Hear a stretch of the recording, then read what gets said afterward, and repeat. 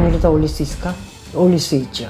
만일에 인플레이션이 안 되고 4%가 넘어가고 6월께 5월 발표, 5월 달께 6월가 발표됐는데 갑자기 CPI가 5%까지 나온다? 이거는 무조건 금리가 내리기는커녕 바이든이고 나발이고 금리를 올릴 수밖에 없어요. 그러니까 우리나라 어떻게 됩니까? 우리나라 이자 지금 뭐 4%니 뭐니 했죠? 변동금리가 5%로 올라가고 있다는 이야기를 좀 듣고 있고요. 이런 상태로 지금 길게 가지 못해요. 그렇다면 한국의 금리는 지금 어떻게 될지 모릅니다. 염두에 두셔야 됩니다. 이자 내가지고 집을 사겠다? 제발 정신 좀 차려. 통장에서 지금 돈을 더 많이 이자를 따먹을 수도 있는 기회가 올 수가 있는데 지금 상황이 아니 금리가 올라가는데 집이 어떻게 올라. 지금 뭐 살짝 따뜻해지면서 내가 한국 이렇게 기사 보니까 바람 잡고 있는데 쉽지 않아요. 쉽지 않아.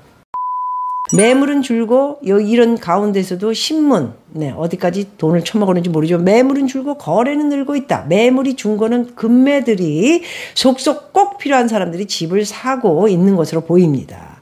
그래서 거래는 늘고 거래가 이제 사는 사람들이 좀 생겨나니까 늘고 매물은 이제 급하게 팔지 않겠다.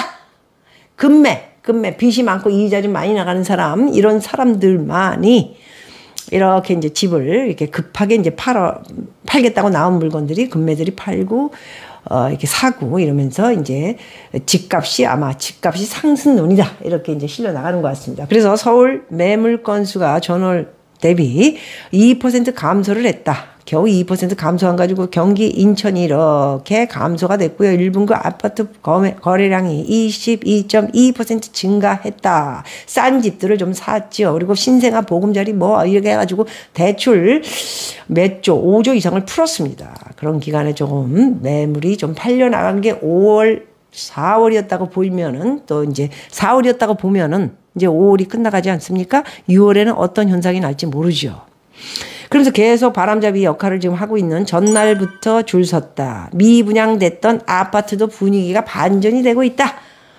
그러면서 사진을 쭉 보는데 옛날 같지는 않고요. 뭐 이렇게 줄이 서 있는 모습을 보여주면서 롯데건설, 강력한 롯데건설, 인천광역시, 계양구, 효성 요거만 하나 PR을 계속 때리면서 굉장히 미분양이 이제 분위기 전환을 하고 있다. 이런 이야기를 하고 싶은 거겠죠.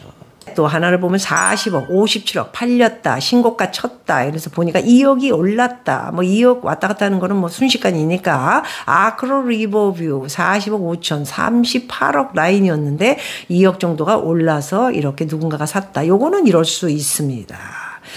요거는 뭐 기다리다 한도 끝도 없이 기다릴 수는 없다. 그냥 사자.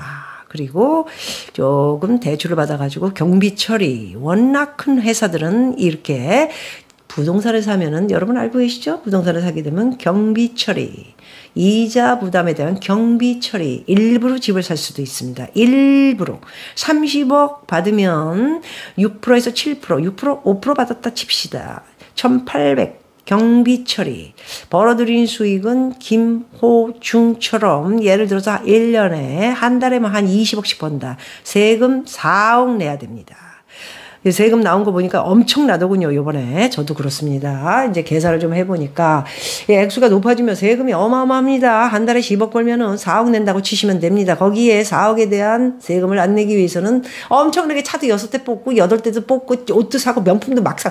그렇다고 명품을 다 해주는 건 아니지만 그래도 뭐 필요하다. 연예인들은 연예인들 좀 해줘요. 연예인 좀 명품 들어야죠. 여러분들 그거 미워하시면 안 돼요. 좀 들어야 됩니다. 왜? 워낙 많이 버니까. 그런데 거기다가 집까지 사가지고 한 40억 땡겨가지고 2천만 원씩 이자? 경비 처리 확실하게 됩니다. 미국에서도 해주고요. 한국에서도 해줘요. 이자에 대한 거는. 그래서 그 이자 내고 해도 한다. 1년에 세금 20억 더 낼 거. 이자로 20억을 내자.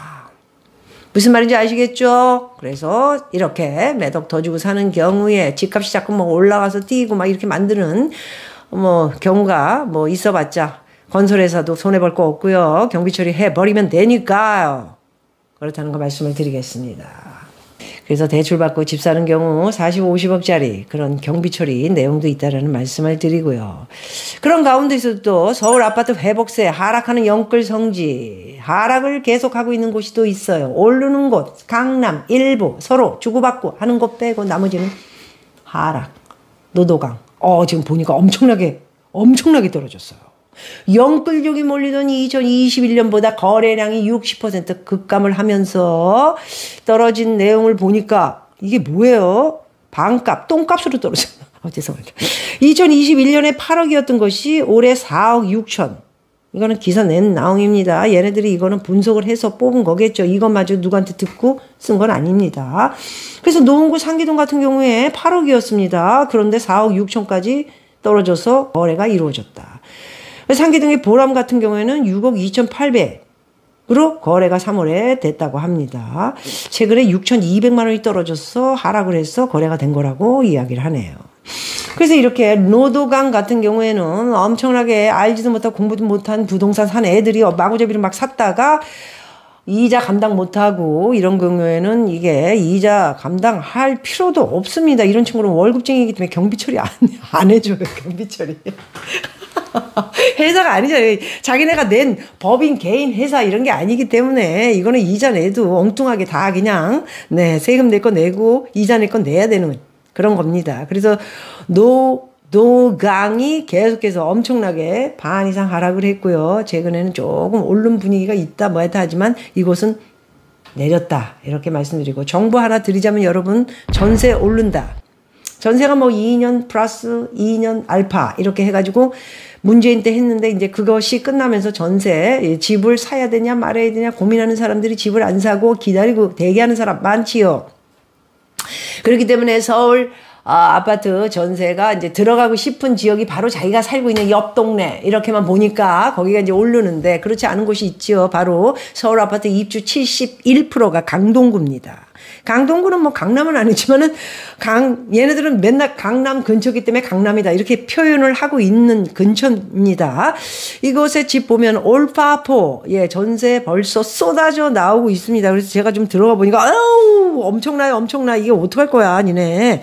강동구가 17,000가구 아파트 입주 물량인데요. 등촌 주공 전세 월세 올림픽 같은 경우에는 지금 2,200 세대가 나왔는데 전세, 월세 합쳐서 그렇습니다. 매매는 720개고요.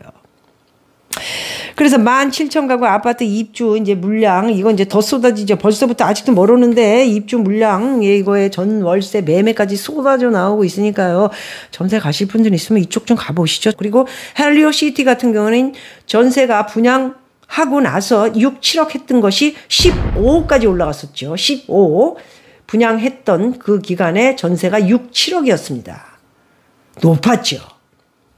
집값이 이제 6, 7억에 분양 받았거나 그랬던 사람들이 이제 8, 9억이 되면서 전세는 6, 7억 분양대. 그런데 지금은 그게 이제 올라가서 15억까지 가다가 지금은 8억, 밑에 층은 8억 선까지도 떨어져서 전세가 나오고 있고요. 중간이나 비유가 조금 좋은 데는 9억, 10억 선에 들어간다는 이야기를 지금 하고 있습니다.